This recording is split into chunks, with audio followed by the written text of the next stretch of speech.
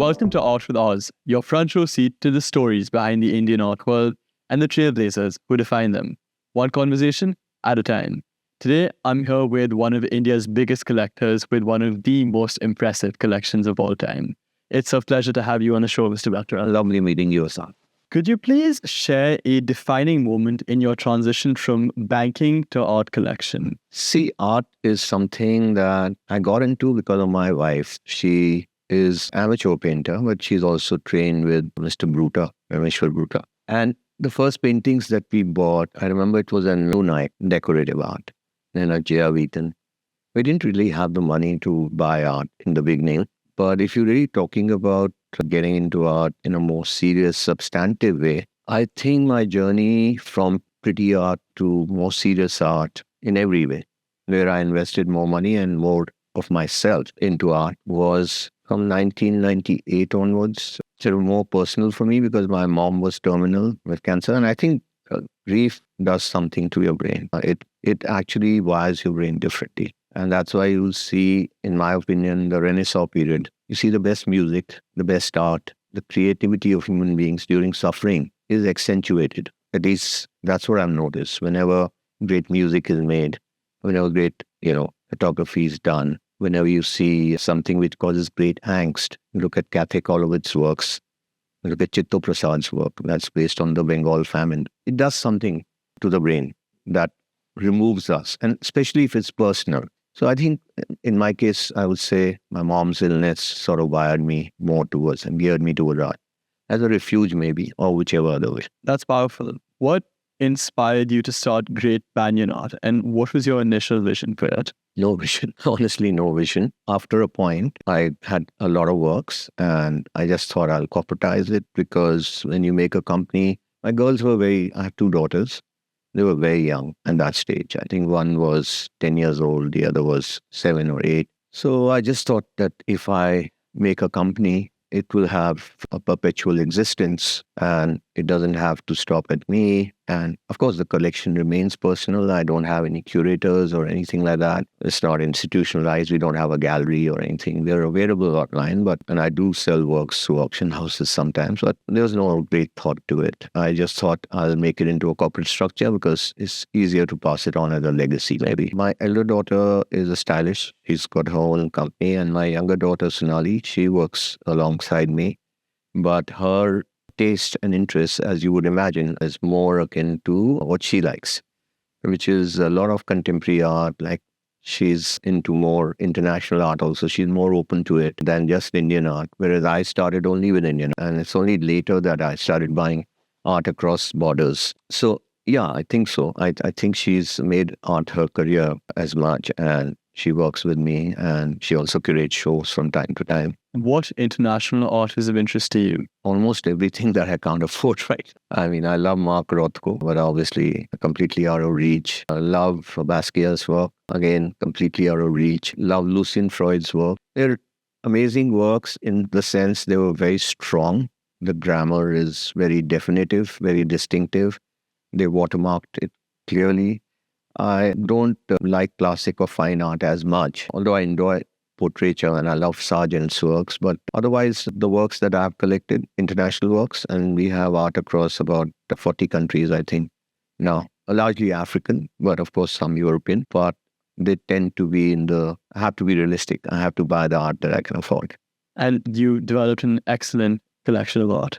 How did your education at SRCC and IIM Ahmedabad influence your career path?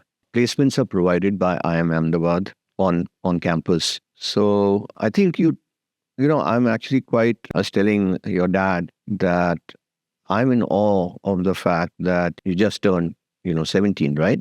Yeah.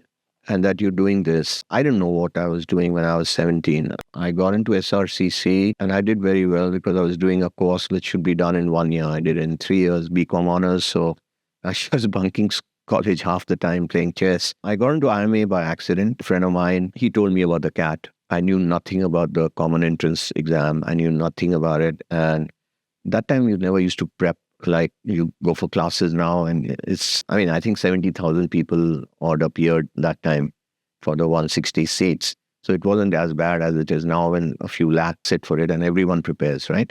But ironically, my friend didn't get into IIM Ahmedabad. I got into it. So again, no plan from my side, Azan.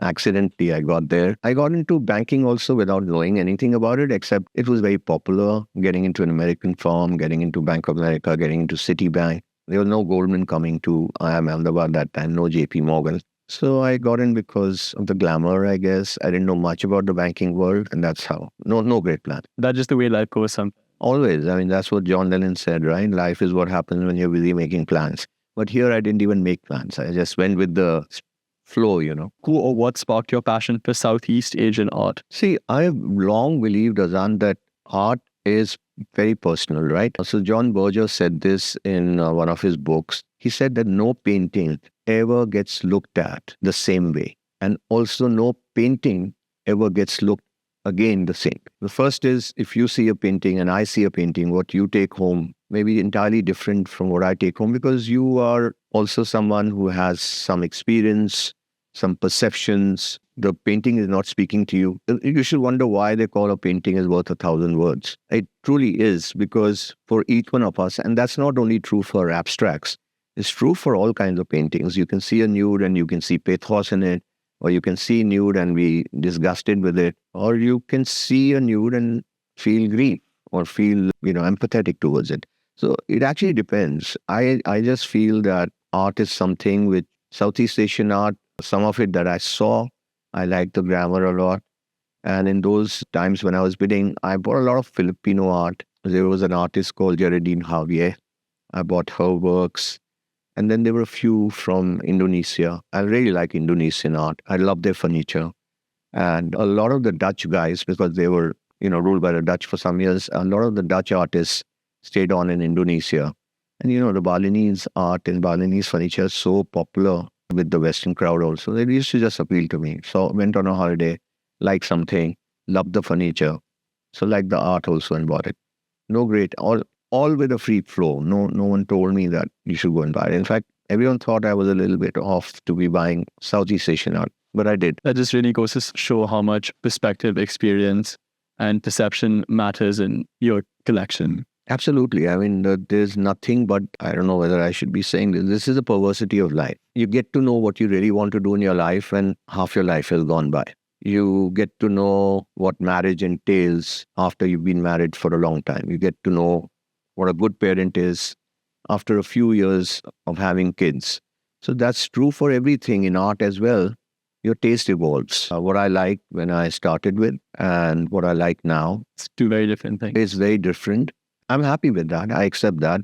And I mean, I'll give you an example. When I started buying art, Indian art, which is primarily what I bought, I spent a lot of time with many galleries. So Arun Vadera was one of the main persons with whom I spent hours and hours every week. He was very generous with his time, and he was the key gallerist for Indian modernists, because at that time, Hussain was with him, Raza was with him, Souza had been for some time, Ram Kumar was with him, and these artists are all gone now. They were the progressive art group, and so he obviously gave me all the suggestions he could, and he used to sit and tell me books that I could read, which was very, very helpful. But through him, through his lenses and through his galleries, my first interaction really became more with the progressive art group, because he was the leading gallery. They were the leading artists. They were the ones making record prices in auctions. They were the ones who were, to use a loose word, the bankable art that would be, sellable and very accepted widely. So I went with that and I bought that. But over a period of time, you develop a sense of confidence, but more than that, you develop an eye. This is a business of the eye completely. And how do you develop that? By seeing more and more art, and by not listening to anyone. But you have to learn to listen to everyone, but do what you like. And that's the only way. So you'll make mistakes. I've made hundreds of mistakes. I might have bought some good works, but I made hundreds of mistakes. I mean, I bought art which I should have probably never bought, and I know that today. But having said so, because I saw so many paintings, I used to go to Delhi Art Gallery. They were in Hauskas that time, Ashish Anand, and I used to go in the morning on Saturday. I used to come back in the evening. But with him, I got an exactly different experience in comparison to Arun's interaction. He would have all the leading artists, Mr. Vadera. He had all the modernists. And Delhi Art Gallery at that time, he had all the other artists except the modernists, because he had collected artworks across India's various regions. From example, he had works from Maharashtra. He had artists I've never heard of, who were Babu Rao painter. So was this contemporary or? No. It was all what is called now indigenous artists. So your Sultan Ali, Babu Rao painter, Shanti Dave. You have artists like Dhurandhar. You have artists who were, even Dhurandhar wasn't that popular at that time. This is 2002 maybe. I'm talking of the artists who were rooted into India's culture, India's traditions. They had not been exposed to, let's say, Paris, or they had never been Rockefeller artists. They hadn't traveled overseas. They had not stationed themselves in Britain like Souza had, or like Mr. Raza was in London in Paris for the longest, or Ram Kumar was in Paris for the longest. They had completely, totally Indian roots. Roots in India, yeah. And so they're called indigenous artists. But over a period of time, I started developing a great affinity to the breadth of Indian art rather than just the 6 or 7 who were dominant. And a single painting of, for example, I'm saying by 2006, of Raza or Souza would sell more than the value of, hundreds of works by some of these indigenous artists. And I think many of them were very, very talented. We look at Ellen Tasker. I mean, these are the academic realists that I'm talking of. I'll show you a work later on after the interview. You've seen Sargent's work, and you see this work by Tasker. It's of his wife, and the strokes are so similar, and the energy it creates in that portraiture is fantastic. So my taste evolved because I was willing to now go in the deep end, and I didn't want anyone to hold my hand. So what could I do? Either I would sink or I'd learn to really swim by myself. And that's what I started doing.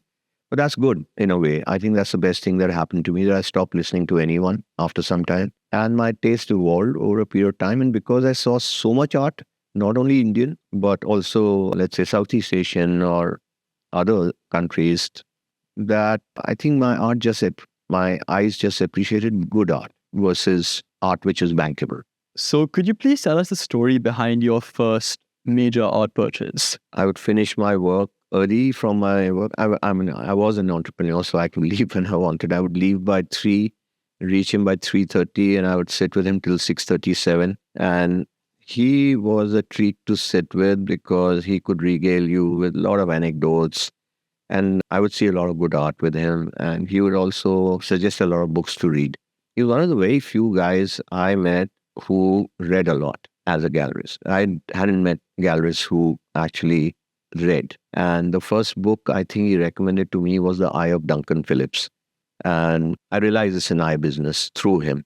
So he had this beautiful work, Azan, which was hanging right next to his table. And it was a Amrita Shergill's painting. I don't know if you've seen that work. It came in saffron when I consigned it a few years back, 3 or 4 years back. It's with Mr. Nader Museum now, which is the best place for it to be because one of the better Amrita Shergills. And I just loved the romance in that painting. It was a very simple countryside scene where there was a woman braiding the hair of another woman and girl playing by, and then there were peasants. It was a countryside scene. But the way Amrita had, first of all, her tragic history, the fact she died so young. She was the Frida Kahlo of India. And she really was, right?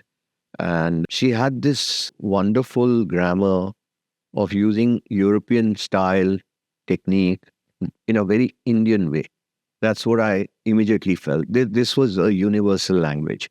It would appeal as much to someone who had seen classical painting in Europe as to an Indian because of the context as well. And she had that with her color palette too. She would bear and carry the color palette in a European style, and yet the scene would be so Indian that the sheer pathos that and resonance that you felt with the work was true to your roots. It's like this, right? We, regardless of the fact that we see a lot of Netflix and we do a lot of this, we love Hindi movies, we love Hindi songs, we prefer to marry an Indian. There's something connected to your roots, right? So it really appealed to me, despite the fact that she, painted in a way that was very stylized, very European in a way, I would say, but beautiful painting. So that was the work that I think the major work. That would be one. The second would be Tapovan by Raza Sahib. Ooh, I have a question about that later on. Okay. What's the most memorable story in your journey in the art world, I mean, to me personally, personally? I won't name the gallerist here, okay, because we are going to go on tape. So there was a painting which was in one of the top American auction houses. Let's not even name the auction house. And it was a beautiful work which I had my eyes on. This gallerist, whom I know very well, he and I discussed that painting. And I said, listen, please don't bid for this work because I really want it for my personal home collection. It's still with me, by the way. And he assured me, no, okay, I won't bid. I mean, at times we had discussed and he had asked me not to bid for a work and I hadn't bid for it. So it was a very quid pro quo. Yeah, I just said it didn't mean that I was getting it. I'm sure there were many other bidders. But I knew it was of a genre that he would also be very interested in. So he promised me. So I kept bidding for it and the work, I wouldn't get it. The price kept going up. And then finally I gave it up because, I didn't really always have kind of money to put in a work. And I was very disappointed when that happened. And lo and behold, 6 or 8 months later, I walk into this person's gallery. There's this painting sitting right. And I said, how did you get it? Because I'd asked him the next day, then, did you get it? He said, no, of course you told me not to bid. So I didn't bid. But, I've realized that gallerists and collectors, they can be very greedy. That's the nature of the beast. Art makes you do things you shouldn't actually. So he sheepishly admitted that he had bought it in the same auction. He admitted it because he would have told me a story, but I was staring at him and he couldn't get away with it. So then I forced him to sell it to me and he took his margin and he took a pound of flesh as well. But since he owed me, he had to agree on this. So now the work still hangs with me. It's in my living room. As a teacher at INBUS, what unique lessons do you bring from the art world? Not from the art world so much, like not even from the finance world. So I'll tell you another thing, Azan. I don't think IIM Ahmedabad changes you, or Yale changes you, or Harvard changes you, or Sri Ram College of Commerce changes you. It doesn't. It only gives you a bag. And I think the core persona, the core competence, and I know maybe what I'm saying won't be liked by academics and institutions, but I think the core of your persona remains unchanged. And all this does is gives you an opportunity to just polish the edges or gain an edge. For example, and I'll come back to the inverse question, I don't think I gained too much from my faculty at IIM Ahmedabad. There was no one who inspired me, at least. But what inspired me was my batchmates, because the quality of the people who were around me after being in Delhi University, it was a shocker. I mean, I thought I was cat's whiskers and I was a nobody there. And that's when you realize what truly brilliant people are when you interact with your peers. So that, of course, gives you an edge, that you work harder, that you try to get smarter.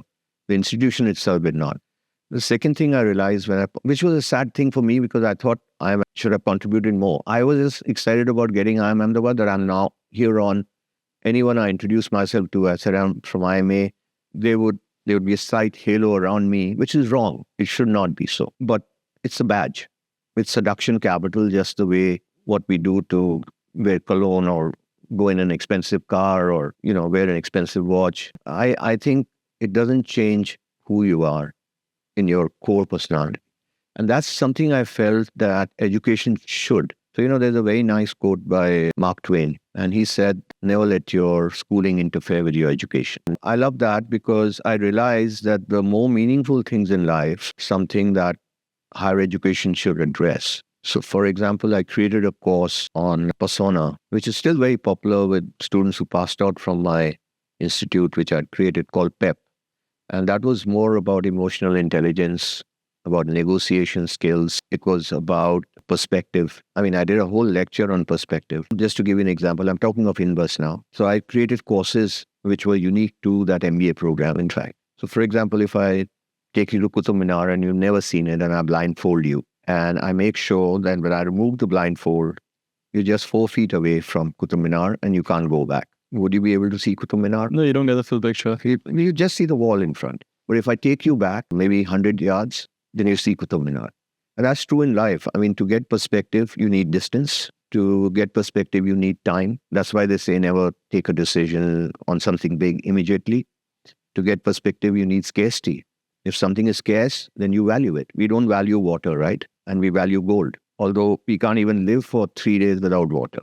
Gold you can live with forever. What I wanted was an MBA program when I created my institution that is not going to be the same as what I attended and discovered in the typical courses. I didn't want to just do marketing and finance, and put people into small little buckets and say, the only time you should be in a box is when you're going from the world, right? So it's wrong to, that's why liberal arts is so popular, right? Because it allows you to choose courses like science and music along with that.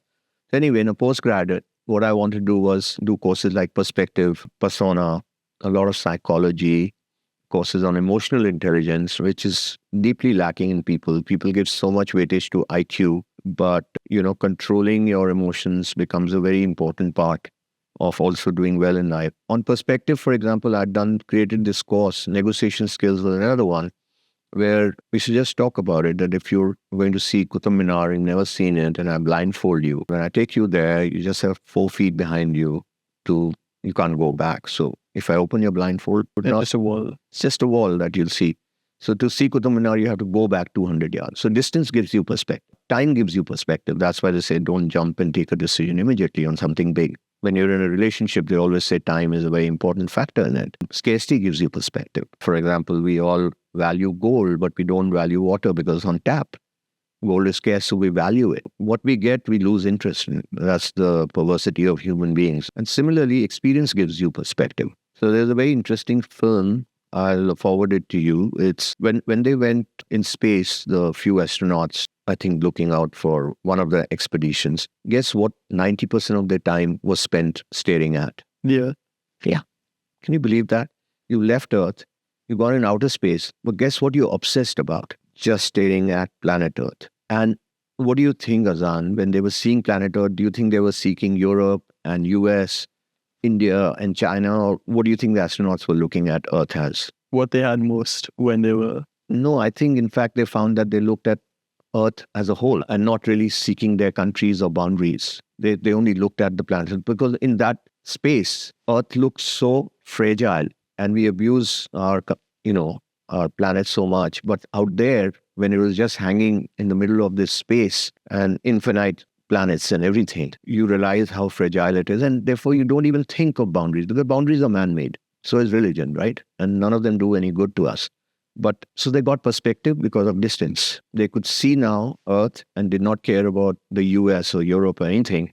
They saw Earth as a whole. And by the way, most of them came back with a great sense of love and concern for planet Earth when they landed because of the way they saw it looking so fragile and so small in the enormity of universe. So perspective is, I think, one of the most important things in life that people should have. A delayed gratification is another. But so these are the elements I brought into my teaching, and I created about 9 courses for my MBA school. None of them were from the books. They were something I created, and I really enjoyed my teaching of that. Of course, I taught finance and investing and all that also. I'd love to go through them when given the chance later. Sure, very happy to. How do you balance running a business, mentoring startups, and being an art collector? I don't do anything. So the 2 rules I've kept for myself. And, I was very fortunate. This I was very clear about when I was very young. See, I'm not politically correct at all. I have no filters. I speak my mind, which doesn't make me very popular because most people want to hear what they want to hear. And which is why they say truth will set you free, right? But everyone says it's the bitter truth. Why do they call it the bitter truth? Because no one wants to hear the truth. I feel if you can't speak your mind, then you're a politician. You're thinking something and you're not even saying it. That's not right. So I think I was very clear that I will only hang around with people I respect or like. I will not do anything. That's important. Then you're wasting your time otherwise. I think so. And I'm glad you agree on that. And the second thing was I will not do anything which I don't love. Now, of course, I got into banking, but I got into investment banking within my bank very quickly, within 2.5 years. And that's what I really loved. But all the things that you're mentioning, whether it's startups or art or my investing or teaching, I want to do that. One life is too short, Azan, if you think about it. I mean, I don't know whether you come back as a roach or a rat next life. We have one life. You've got to experience the whole length and breadth of what you can get. And I think one life is too short to do. I mean, I want to keep challenging myself on learning new things that I enjoy. If I don't enjoy it, then I don't do it. but my work never felt like work. So all the things I've done are things I've done because I love doing them. And nobody can force me to do what I don't like. If I do it, I'll be really horrible at it. That's what I mean, regardless. It doesn't feel my business and my personal life is same. And business is personal. Let see, that's again what the MBA schools teach you is wrong. How much time does someone spend in business in a day versus with their family? Let's just think about it. When you join your job, or if you're not working with your dad or any one of us, we start work at 8:39, we finish at 7. So we spend 10 of the hours of the day with people we work with. And then you come back home, maybe you get 2 hours to chat with your wife, to talk to your children, then you go to sleep. And then again you go to work. You're spending more time and better hours in your life with the people you work. And that will be true for you and it'll be true for everyone. So to do it for money, just the same way you'll find it distasteful, would you marry for money? You'd say absolutely not, no way, right? Why should you work for money then? If you don't like the people you work with or you don't like your clients, you should not work about it. That's what I think, okay? That's a good philosophy. Yeah, it's a good philosophy. It's not it's not a very practical philosophy, but I believe in that. I think that's an important thing, that you must enjoy the company of the people and respect the people you work with. And number two, you should do what you enjoy doing. Well, that's the only way to be good at it. You still may not be good at it, but one of the less chances that you will be better at doing something you love than something you don't. What legacy do you hope to leave behind in the art world? Yeah, that's a very good question, actually. And I love the word you've used, legacy.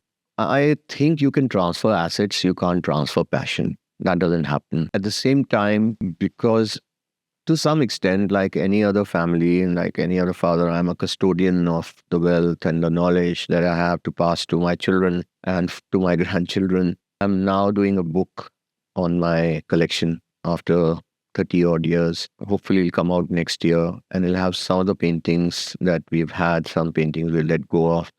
And that will be the legacy in some ways. But if I could think of a legacy, if I think, say, 30 years from now, if let's say one of my grandchildren was maybe not 30 years, 15 years, 20 years from now, as involved in art as you are, I would like him to believe that I was very honorable in my dealings in art, that I gave provenance very high respect, that I never shortchanged anyone, or, I was very upright in my dealings, my whatever paintings I bought or sold. See, for me, the cosmetic things in life are being polite to someone. I look at behavior. Single behavior is more important than 100 words. I would take someone's behavior to be the real McCoy. Actions speak louder. Absolutely, you're right. I mean, you said it much better. Exactly. I believe in that. And I find in art, we are still behaving the same way, the way we were behaving when paintings were selling for 50,000. We don't want to give our source. We don't want to give the provenance. We were so protective about our domain. So one of the things I'm trying to do with Amit Vadera and your dad is get into, this line of educating people also, and in a fun way, and share whatever we have. Not educating is a strong word. We're just trying to create something that allows people to do. And that legacy would be fantastic if we can have 100 people like you, of your quality and background and passion, who will become the gallerists of India. Because we are lacking that right now. We really, really lack the breadth and width that we deserve. I'm not saying there are not enough gallerists. There are many who are worthy of course, they've really, really developed and contributed to the market. But at this point of time, because the place India has in other things, I think art could do with a real bump up. And how do you think we dig ourselves out of that hole? We're not in a hole. I think, we've had a few shocks also, the global financial crisis, a couple of galleries going bust. There was the Ocean Fund, which caused a few amount of tremors. I think the most important thing is an art guild, if you ask me, would be really contributory to making sure that there is some level of responsibility to this wonderful asset, which actually will allow people to not sell anything which is not correct, especially given the high values. And also that I would like to see more art and less cheese and less cocktails. Frankly, I once or twice when I have been in the beginning, very beginning to shows, I just felt the art was being ignored. The art was just in the backdrop, hanging on the walls. Sadly, And you get for a lot of people. I mean, there are people who come only to look at art. I understand that, but that's few. That's like 1 upon 1,000. Now you see the Indian Art Fair, sure, it's doing something great because it's getting the footfalls. But how many people actually go and look at the art and buy art? And how many people are looking at the food court or saying, okay, another day out? And that's where I feel all of us need to work. And it's not just, I'm part of the same system, right? So I'm also to blame and everyone else is. And I think, again, one of the reasons I feel very strongly about it, that an artist who has given his life to art, not someone who painted for 5 years, but suppose someone's committed his life to art and he's a great painter.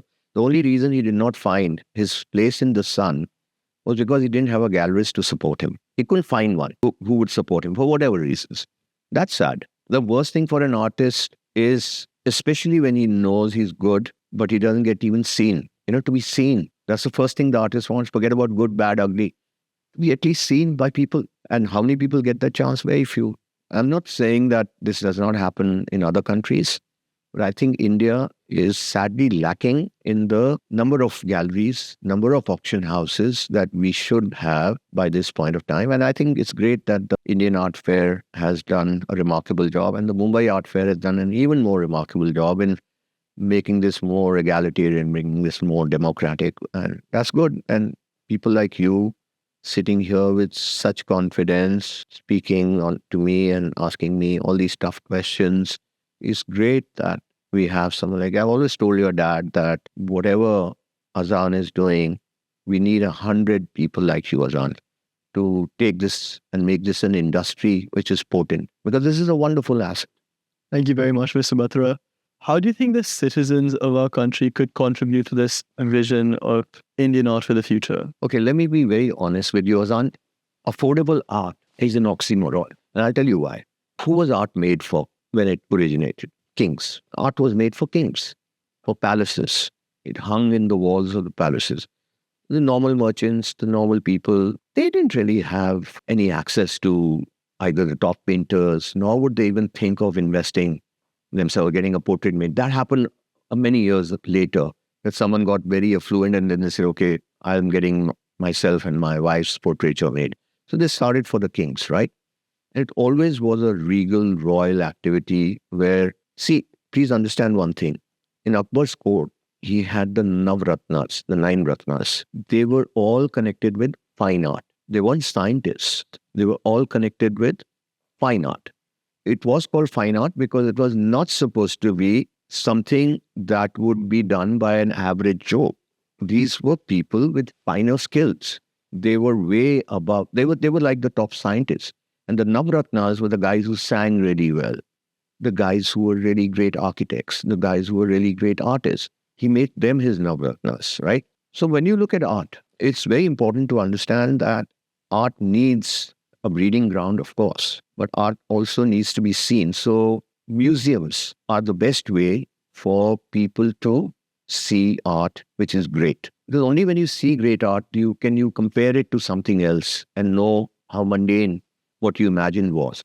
Also, it's very important to grow with art. If that starts happening over a period of time, that'll happen. I mean, in Europe, people line up for a Frida Kahlo show or a Van Gogh show. But here, you'll see that for IPL. So India's still a young country, but I think our heritage and our history is so deep that in a way we've forgotten the importance of these finer arts. But they'll come back. I'm sure they will. And, the first private museum that opens in 26 to the scale it is, Mrs. Kiranathar's museum, I'm sure it will be a very big catalyst. And it's not people, it's a few people who will create that opportunity for all of us. There'll be maybe 10 Kiranathars. God help all of us. If there are, then all of us will benefit.